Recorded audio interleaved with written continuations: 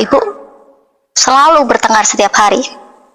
Dan saya menjadi sasaran mereka karena yang sering di rumah adalah saya, saudara-saudara saya yang lain selalu main, kakak saya sudah bekerja saat itu. Jadi disitulah awal mulanya saya mempunyai akar kepahitan dengan orang tua saya, dengan kakak-kakak saya, dengan adik saya. Dan tidak berhenti di situ juga, dan akhirnya di saat saya kelas 3 SMP harus ujian nasional, ibu saya dan bapak saya berantem hebat. Disitulah saya ditampar, saudara, dan rasanya benar-benar kok begini, kenapa saya selalu dianaktirikan, dibedakan dengan yang lainnya. Disitulah saya mulai benci, dan benar-benar benci. Saya mulai jadi anak yang pendiam, tidak mau berkata apapun. Bahkan saya sendiri sudah merasa lelah dan selalu ingin bunuh diri waktu itu. Shalom Bapak Ibu dan Saudara yang dikasihi oleh Tuhan. Salam sejahtera buat kita semua. Kembali bersama saya dalam channel ini untuk membagikan kisah-kisah para murtadin. Nah Bapak Ibu dan Saudara yang dikasihi oleh Tuhan, kali ini kita kembali melihat satu cuplikan video yang sangat-sangat menarik untuk kita dengar, karena di dalamnya ada berbagai macam berkat yang kita ambil dan bahkan kita bisa renungkan dari kesaksian seorang mantan muslimah, ya, yang kemudian di usia yang masih kecil ia sudah menjadi seorang Kristen, dan saudara maupun keluarga tetap berada di dalam agama lama, yaitu agama Islam. Ya, sebut saja namanya Mbak Wulan Triohayuni. Di sini ia akan menyampaikan perjalanan kehidupannya yang penuh dengan penderitaan, pergumulan batin, hingga akhirnya ia menemukan kedamaian di dalam iman Kristen. Karena itu Bapak Ibu Saudara, di masa kecilnya dan masa remajanya atau masa sekolahnya, ia mengalami sesuatu hal yang sangat sulit, di mana pada waktu itu Mbak Wulan dalam keluarga yang tidak mampu dan bahkan sering mengalami konflik dalam rumah tangga. Nah, ia merasa terasing karena perbedaan keyakinan ya dengan keluarganya. Tadi saya sudah sampaikan di awal, serta sering diperlakukan tidak adil oleh orang tua dan saudara-saudaranya yang lain. Ia mengalami depresi yang berat di masa di sekolah atau masih di bangku sekolah, hingga sempat memiliki keinginan untuk mengakhiri kehidupannya. Tak sampai di situ saja Bapak Ibu Saudara, hingga ia mulai dewasa menjadi seorang ibu rumah tangga pun juga mengalami tantangan atau pergumulan di dalam rumah tangganya. Ya, setelah menikah ia berharap bahwa kebahagiaan itu pasti akan didapati. Namun pada kenyataannya justru ia menghadapi kekerasan dalam rumah tangganya, perselisihan setiap hari, dan pengkhianatan suaminya yang justru ia alami. Yang tadinya kebahagiaan yang tidak didapatkan pada waktu masih kecil sampai usia remaja, usia dewasa yang tidak dapat, berharap mendapatkan dalam rumah tangga justru terbalik. Nah Bapak Ibu Saudara, akhirnya ia berpisah dari suaminya setelah mengalami masa-masa yang sangat berat. Dan tak sampai di situ saja Bapak Ibu, ujian itu terus datang bertubi-tubi. Usai sudah berpisah dengan keluarga, bukannya ia mengalami kebahagiaan, ketenangan, justru ia juga mengalami yang namanya ujian kesehatan atau pergumulan mengenai kesehatan. Dan ujian tersebut juga itu bertubi-tubi datang dalam kehidupannya.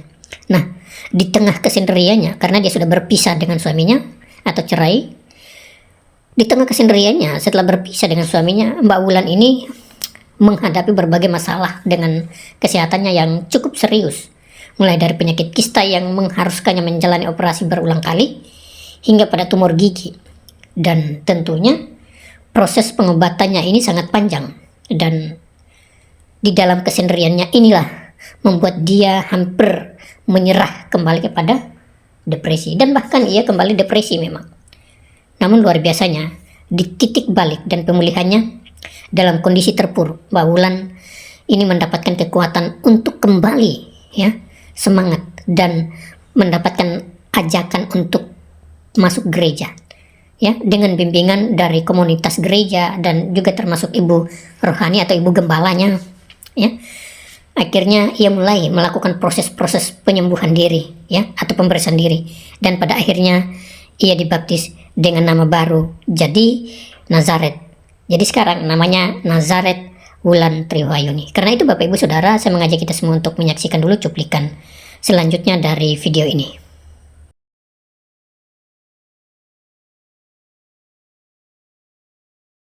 Perkenalkan, nama saya Wulan Triwahyuni, dan setelah dibaptis, nama saya adalah Nazaret Wulan Triwahyuni.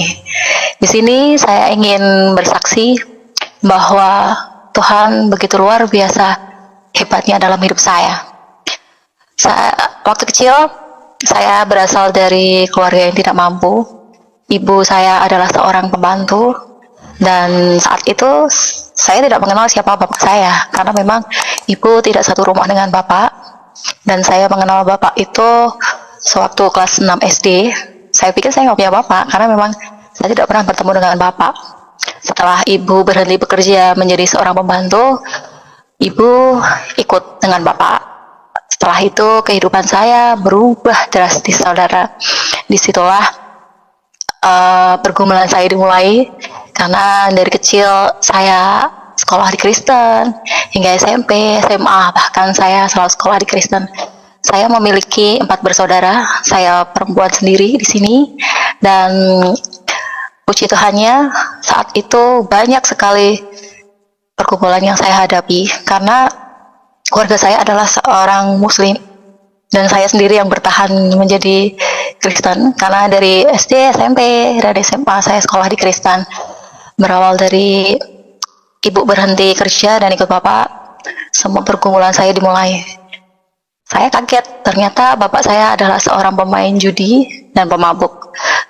Setiap hari saya selalu mendapatkan perlakuan berbeda dari saudara-saudara saya.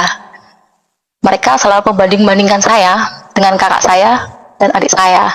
Suatu saat sampai saya beranjak SMP, waktu itu saya mau ujian sekolah, dan bapak ibu selalu bertengkar setiap hari. Dan saya menjadi sasaran mereka, karena yang sering di rumah adalah saya. Saudara-saudara saya yang lain selalu main, kakak saya sudah bekerja saat itu. Jadi disitulah awal mulanya saya mempunyai akar kepahitan dengan orang tua saya, dengan kakak-kakak saya, dengan adik saya. Dan tidak berhenti di situ juga, dan akhirnya di saat saya kelas 3 SMP harus ujian nasional, ibu saya dan bapak saya berantem hebat. Disitulah saya ditampar, saudara, dan rasanya benar-benar kok begini, kenapa saya selalu dianaktirikan, dibedakan dengan yang lainnya. Disitulah saya mulai benci, dan benar-benar benci. Saya mulai jadi anak yang pendiam, tidak mau berkata apapun, bahkan ditanya pun saya hanya diam saja. Terus berlangsung sampai saya SMA, dan disitulah titik saya benar-benar lelah. Kelas 2 SMA, saya masih sangat ingat sekali, karena sampai saat itu juga bapak ibu saya masih sering berantem, karena ya saya juga tidak pernah menafkahi ibu saya dan anak-anaknya, karena bapak saya kecanduan main judi dan minum minuman keras. Suatu saat kelas 2 SMA, saya mengalami depresi berat, di mana 1 minggu sekali saya pasti mengalami kejang-kejang dan harus keluar masuk rumah sakit.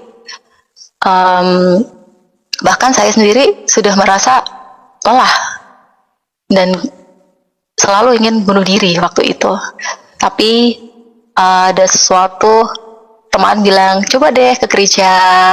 Dan akhirnya saya mulai ke gereja, tapi belum merasakan panggilan Tuhan.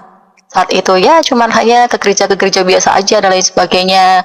Terus kebutuhan sekolah saya pun, orang tua saya karena sering berantem, apapun tidak terpenuhi.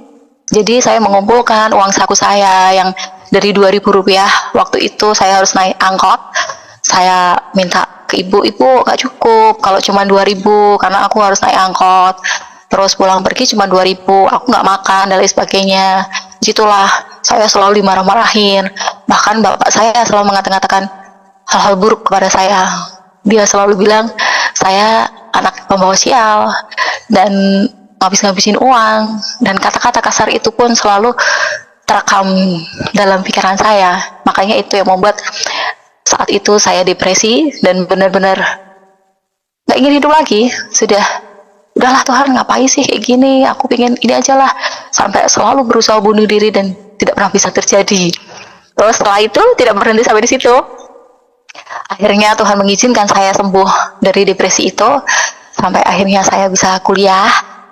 Dan setelah kuliah, suatu saat saya bertemu dengan sesosok laki-laki yang muslim juga, dan akhirnya saya menikah dengan dia. Terus, dan disitulah saya benar-benar meninggalkan Tuhan, karena iman saya di situ memang belum sekuat sekarang. Jadi saya memutuskan untuk meninggalkan Tuhan, karena memang satu keluarga saya muslim semua, hanya saya sendiri yang Kristen saat itu. Setelah saya menikah, kehidupan saya pun tidak seperti apa yang saya bayangkan. Saya pikir dulu, oh kalau saya menikah, aku bisa hidup bahagia, aku bisa menerima kasih sayang seorang ayah, aku bisa disayang, tidak diperlakukan seperti itu, tidak dimanusiakan.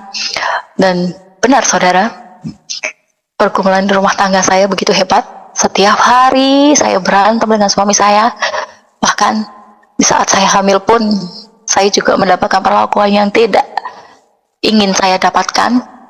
Dan di belakang saya, suami saya juga ternyata belajar ilmu-ilmu yang tidak seharusnya dia pelajari. Setiap hari kita cekcok dan lain sebagainya, dan saya mendapatkan kekerasan. Suatu saat, 10 tahun saya menikah dengan dia, saya merasa lelah, karena tidak ada perubahan sama sekali. Setiap hari saya berantem sama dia, dan apapun, hal besar, kecil, atau apapun itu, kita selalu berantem. Dan waktu itu, orang tua saya sudah meninggal, bahkan adik saya pun juga meninggal, dan ayah saya pun yang selalu memperlakukan saya seperti itu dan tidak mengakui saya sebagai anaknya, akhirnya dia sakit dan masuk ke rumah sakit jiwa. Dan disitulah di saat saya kehilangan ibu saya dan adik saya merasa dunia saya benar-benar hancur dan runtuh. Hidup sudah hancur berantakan, saya kehilangan mereka. Saya seakan-akan tidak memiliki pegangan hidup lagi. Terus saya memutuskan untuk pergi dari rumah, karena suami saya mengata-ngatai saya dan lain sebagainya, yang saya sudah benar-benar tidak bisa menolerir dia.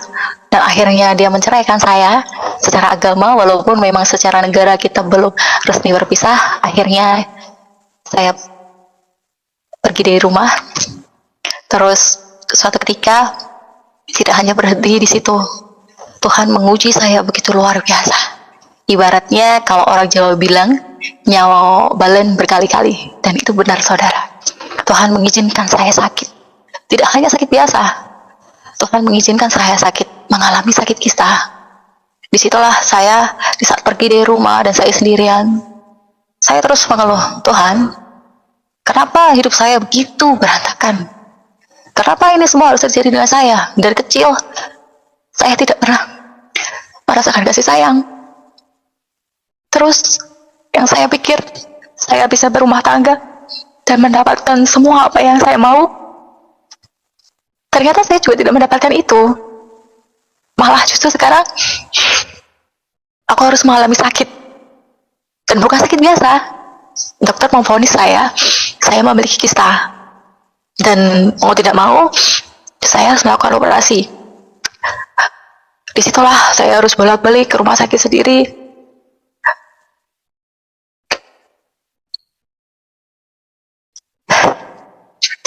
Dan setelah itu saya berkata sama dokter, benar dokter, jalan satu-satunya saya harus dioperasi. Dan dokter bilang, iya bu, harus dioperasi. Jadi jalan satu-satunya kalau ibu mau sembuh. Dan saya lakukan itu saudara. Saya melakukan operasi sesuai prosedurnya dan lain sebagainya. Saya terus berkali-kali bertanya dengan dokter, benar saya bisa sembuh? Iya bu, sembuh. Akhirnya saya melakukan operasi itu. Tapi ternyata tidak hanya berhenti di situ saudara.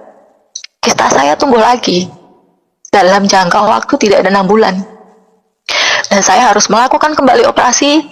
Dan saya bertanya kepada dokter itu kembali, dokter, bukankah dulu dokter berkata kepada saya bahwa jalan satu-satunya adalah melakukan operasi, tapi kenapa itu terjadi lagi kepada saya? Dan dokter itu bilang, yaudah bu, saya oper ke dokter lain, ke dokter spesialis kandungan ya ibu. Disitulah saya menangis sejadi-jadinya di rumah sakit saudara. Saya merasa, Tuhan, kenapa begini banget hidup aku? Aku hidup sendiri, aku gak punya siapa-siapa saat itu. Aku mau Aku harus ngomong sama siapa, aku harus gimana. Dan akhirnya mau tidak mau saya harus melakukan operasi lagi. Dan puji Tuhannya, setelah setengah tahun pengobatan, bolak-balik rumah sakit, dipantau dokter, akhirnya sembuh. Lalu lambat laun gigi saya bermasalah yang paling belakang. Tuhan menguji saya lagi, saudara. Terus saya harus melakukan operasi gigi, 5 gigi yang harus dilepas, karena ternyata salah satu giginya saya memiliki tumor gigi di luar prediksi saya, saudara. Setelah itu, selama 4 bulan kurang lebih pengobatan, harus bolak-balik ke rumah sakit karena memang itu termasuk operasi besar. Setelah dokter mengatakan, sudah ibu selesai, sudah sembuh. Oh ya, terima kasih dokter. Dan disitulah saya mulai merasa agak bersemangat, karena di situ saya sudah hidup sendiri. Terus setelah itu tidak sampai di situ, Tuhan menguji saya lagi. Saya mengalami pendarahan selama 3 bulan. Saya harus bolak-balik ke rumah sakit. Setiap hari saya harus mengonsumsi obat kurang lebih hampir 2 tahun. Dari saya harus menjalani operasi kista, lalu operasi gigi, dan itu jedanya tidak ada berbulan-bulan, saudara, hanya sebentar saja. Setelah itu, disitulah saya benar-benar, Tuhan, kenapa sih hidup saya seperti ini? Kenapa hidup saya hancur berantakan? Apa yang kamu mau? Saya sampai benar-benar mengalami depresi lagi. Saya mengunci diri saya di kamar, di kos, selama 1 minggu. Seperti tidak ada kehidupan sama sekali. Saya mematikan lampu dan apapun. Padahal saya harus selalu meminum obat. Saya nggak makan, saudara. Saya cuma minum air putih aja, dan minum obat, jadwal minum obat, karena obat memang tidak boleh lepas dari jam yang harus minum obat, ada jamnya. Disitulah saya benar-benar, Tuhan, aku capek, udahlah aku mau pulang aja, aku capek dengan semuanya, aku hidup sendiri, aku mau ngeluh sama siapa, aku mau gimana. Tapi disitulah saya suatu saat duduk terdiam, lalu menangis sejadi-jadinya. Saya bilang, Tuhan, kenapa semua ini harus terjadi dengan saya? Apa salah saya? Apa yang harus aku lakukan? Bahkan kamu sudah mengambil orang-orang yang paling aku cintai. Sekarang aku sendiri. Walaupun saya mempunyai 2 kakak laki-laki, tapi yang satu sudah menikah, dia punya kehidupan sendiri, dan satunya lagi di luar kota. Itu pun di saat saya mengabari mereka tentang keadaan saya, mereka hanya bilang, yang sabar, kita harus berjuang sendiri, karena kita nggak punya siapa-siapa. Bahkan di saat saya keluar masuk rumah sakit pun, mereka tidak bisa mengunjungi saya. Disitulah saya benar-benar hidup saya hancur. Di saat itu, di kamar saya duduk sendiri dan menangis sejadi-jadinya. Lalu saya mendapatkan bisikan, ayo kembali ke gereja, ayo jadi ulang yang dulu lagi, yang bisa ke gereja, mengenal Tuhan, terima Tuhan kembali.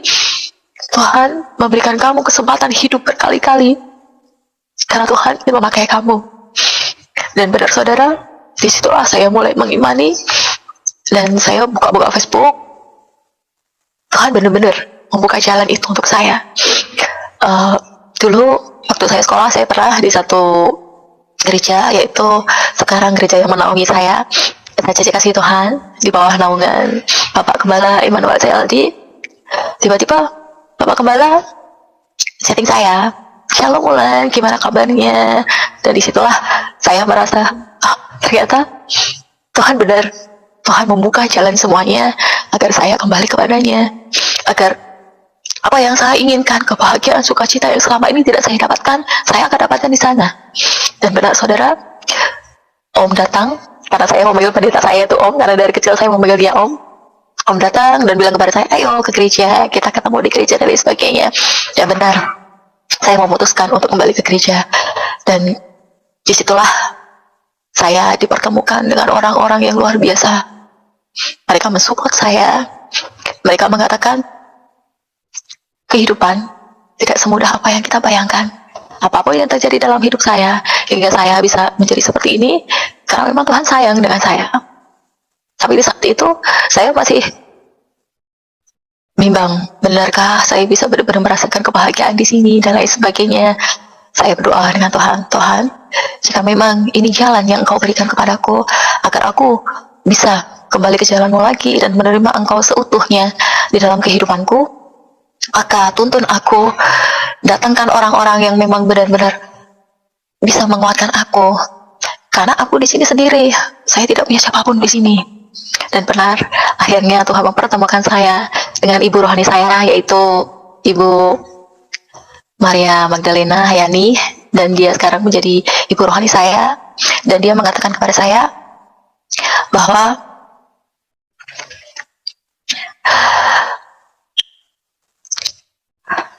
jika saya ingin menerima Tuhan, dia bilang ketika itu, kita mau memulai pelayanan kita harus ada pemberesan diri dari apa yang selama ini menjadi kepahitan kehidupan saya harus melepaskan semuanya.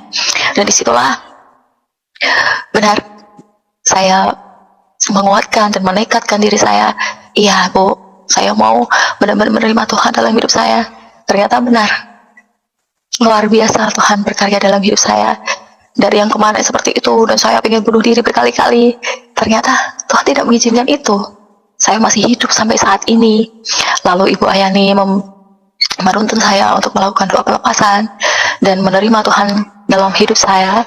Dan lalu saya mau dibaptis, dan Ibu Ayani, ibu rohani saya, membaptis saya, dan Ibu bilang, Tuhan akan kasih jiwa baru lagi di dalam hidup kamu. Tuhan akan memakai kamu luar biasanya, menjadi berkat dimanapun kamu berada, menjadi penyembuh bagi orang-orang yang luka, menjadi penyemangat untuk orang-orang yang memang membutuhkan semangat. Dan Tuhan memberikan nama baptis kepada saya, yaitu Nazaret. Dan saya berkata, nama ini begitu luar biasanya, karena tidak hanya sekedar nama, memiliki arti yang luar biasa.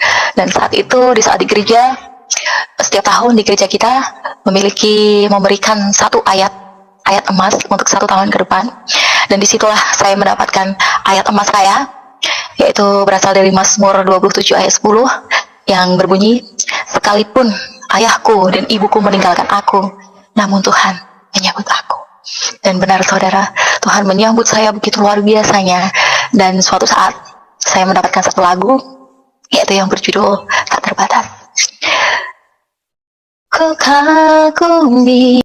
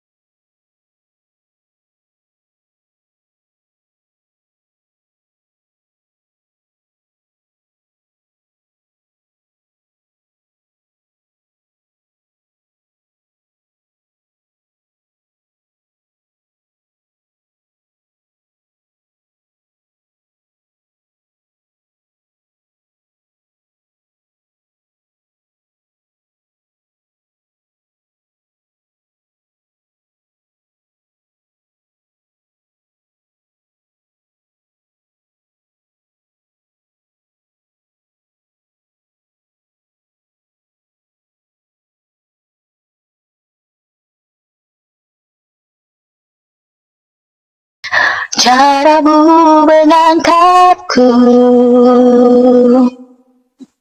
caramu mengubah hatiku,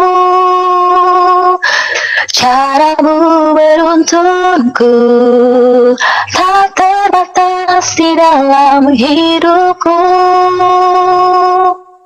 tak terbatas kuasamu, tak terduga caramu, kau yang ku andalkan di setiap langkah hidupku, tak terbatas kasih-Mu, tak terduga jalan-Mu, kau yang ku percaya di segala-Mu. musim hidupku. Lagu itulah yang benar-benar memberkati saya dan membuat saya benar-benar merasa terberkati, dan benar Tuhan begitu luar biasa dalam hidup saya, dan benar Tuhan memberikan saya kepercayaan yang luar biasa. Dan sekarang saya mulai mengikuti doa-doa keliling untuk mendoakan orang-orang yang membutuhkan doa, penguatan iman, dan lain sebagainya. Luar biasa sekali saudara, Tuhan memakai saya. Saya doa-doa keliling dimanapun banyak orang yang membutuhkan doa-doa kita. Kita bersama-sama bersatu untuk mendoakan mereka di saat mereka membutuhkan doa dari kita. Lalu Tuhan memakai saya juga, mengizinkan saya untuk menjadi singer di gereja. Dan kedepannya Tuhan akan memakai saya untuk menjadi WL dan bisa menjadi berkat untuk semuanya. Dan pesan yang saya dapat dari semuanya yang saya alami dalam hidup saya adalah, hidup di luar Tuhan bukanlah jaminan kita bisa hidup bahagia, menjadi kaya, hidup berkecukupan. Tapi Tuhan menjanjikan kita itu semua. Tuhan menjanjikan kita hidup bahagia, bersuka cita, damai sejahtera di saat kita menerima Tuhan di hati kita. Apapun pergumulan kita, sesusah dan seberat apapun itu, jika kita menerima Tuhan di hati kita dan kita mengamini apa yang Tuhan berikan kepada kita, rahmatnya, berkatnya yang akan selalu berlimpah kepada kita. Walaupun mungkin saat ini banyak sekali pergumulan yang saya dapatkan, tapi saya percaya setelah menerima Tuhan, saya merasakan sukacita, hidup yang baru, dan merasa saya benar-benar diberkati dan saya dibutuhkan. Walaupun saya hidup seorang diri di sini, saya tidak pernah merasa kesepian lagi, saudara. Saya tidak pernah merasa kesendirian lagi. Walaupun saat ini mungkin saya belum mendapatkan pekerjaan yang tetap dan saya tidak bisa bertemu dengan anak saya, tapi saya percaya Tuhan menyediakan berkatnya yang luar biasa kepada saya ke depannya. Dan saya juga memiliki kerinduan saya bisa masuk sekolah untuk menjadi pelayan Tuhan, untuk melayani orang-orang yang membutuhkan berkat-berkat dari Tuhan. Semoga dengan apa yang saya berikan, kesaksian yang saya ceritakan pada hari ini bisa menjadi berkat untuk kita semua dan menjadi pengingat untuk kita semua bahwa apapun yang terjadi dalam kehidupan kita, seberat apapun masalah yang kita hadapi, bahkan kita merasa tidak ada gunanya lagi hidup, merasa lelah dengan semuanya, tapi di saat kita percaya pada Tuhan, di saat kita menyerahkan semua pergumulan kita kepada Tuhan dan menerima Tuhan di dalam hati kita, Tuhan menjanjikan hidup yang bahagia, sukacita yang tiada hentinya, dan Tuhan akan memelihara kita. Apapun yang akan terjadi, Tuhan akan menjamin semuanya akan menjadi baik-baik saja, dan kita akan menjadi berkat bagi semua orang. Saya dan saudara bisa menjadi berkat untuk siapapun. Terima kasih. Ya, puji nama Tuhan Bapak Ibu dan Saudara. Kesaksian sungguh sangat luar biasa dan sangat memberkati sekali bahwa perjalanan kehidupan seorang Wahyu nih, ini tidak semua orang bisa menerima. Dan ya seperti yang kita sudah dengar tadi dalam kesaksiannya bahwa Mbah Wulan ini hampir saja menyerah, ya, karena ya depresi sudah alami beberapa kali dan bahkan sakit penyakit ujian kesehatan bertubi-tubi ia alami. Dalam keluarga pun ia alami pergumulan, bahkan dalam rumah tangganya pun sampai cerai. Dan ini membuat kita juga berpikir bahwa tidak ada hal yang lebih penting ketika berserah diri kepada Tuhan. Dan Bapak Ibu Saudara, Mbak Wulan ini kini aktif melayani Tuhan dan berperan menjadi seorang pendoa keliling dan juga melayani Tuhan dalam gereja, ya. Dan ini sangat luar biasa. Tentunya hal ini sangat menarik ketika kita mendengar kesaksiannya, ketika ia membagikan pesan bahwa meskipun hidup dengan penderitaan, dengan berserah diri kepada Tuhan dan menerimanya atau menerima Tuhan dalam diri kita, di dalam hati kita, maka pasti kita akan menemukan damai sejahtera, sukacita, dan tujuan hidup yang baru. Nah, Bapak Ibu Saudara, banyak hal yang membuat kita bisa berubah. Intinya ketika kita kembali menjadikan firman Tuhan menjadi dasar hidup kita, maka pasti kita akan menjadi hidup lebih baik lagi, ya. Kalau kita dengar dalam kesaksiannya tadi, cara ia mengalami pemulihan oleh Mbak Wulan ini, syarat yang ia rasakan atau ia lakukan adalah kembali ke gereja dan melakukan aktivitas-aktivitas rohani. Kedua, mesti harus ada pendampingan rohani, ya. Pendampingan rohani maksudnya ada pembimbing, orang-orang seperti pendeta atau gembala atau ibu gembala yang membimbing kita untuk terus bertumbuh supaya kita tidak kembali kepada masa lalu kita. Ya, seperti dalam kesaksian Mbak Wulan tadi bahwa ada ibu pendeta yang menekankan dia untuk melakukan pemberesan diri. Pemberesan diri itu apa sih? Yaitu melepaskan diri dari segala kepahitan-kepahitan, segala kebencian di masa lalu. Kita harus tinggalkan semua itu dan tujuannya adalah supaya kita bebas, ya. Dan melalui doa-doa pelepasan itu, maka pasti kita akan bebas, ya. Seperti yang dilakukan oleh Mbak Wulan ini, bahwa ketika dia didoakan atau doa pelepasan, Mbak Wulan ini justru itu sebagai bentuk komitmennya untuk melepaskan luka-luka masa lalu dan menerima Tuhan sepenuhnya dalam hidupnya. Dan akhirnya apa? Kehidupannya dipulihkan dan Kristus dimuliakan. Itu saja pesan dari saya. Kiranya Tuhan Yesus memberkati, dan Bapak Ibu share video-video kesaksian seperti ini supaya semakin banyak orang yang mendengar dan diberkati.